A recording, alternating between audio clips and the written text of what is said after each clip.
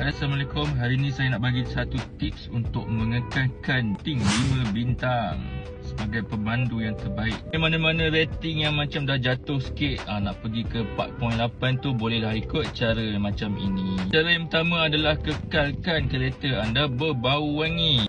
Berbau wangi ni maksudnya kena ada wangi kereta yang bagus lah. Macam saya nak macam ramai yang orang dah beli sekarang ni adalah ni, macam contohnya Syami Tazli punya perfume blank tu.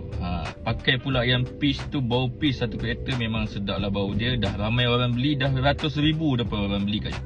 Jadi korang yang mana-mana nak cari pewangi kereta yang bagus seperti blend tu, boleh tekan di bio saya. Yang tu yang pertama. Yang kedua adalah cara untuk mengekalkan rating.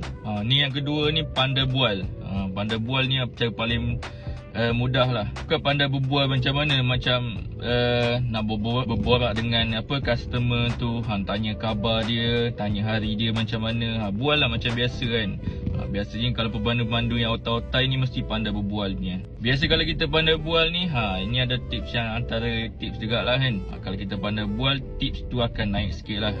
Biasa kalau kita pandai berborak ni, customer pun suka, dia berminat untuk bagi tips kepada kita. Yang terakhir sekali, yang ketiga adalah kekalkan kereta anda dalam keadaan yang bersih. Janganlah sampai kapet kat belakang tu dah berdebu sangat.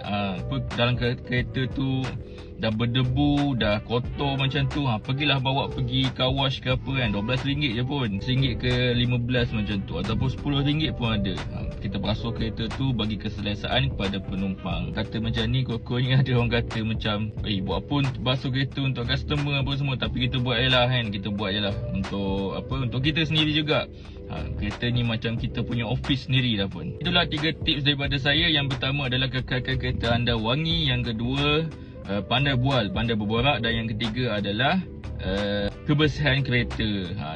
Kekalkan 3 ni, kalau korang nak rating korang naik dengan cepat, ataupun kekalkan rating pada 5 star. Okey, kalau korang berminat boleh saja tekan di button like dan follow TikTok saya. Okey, terima kasih.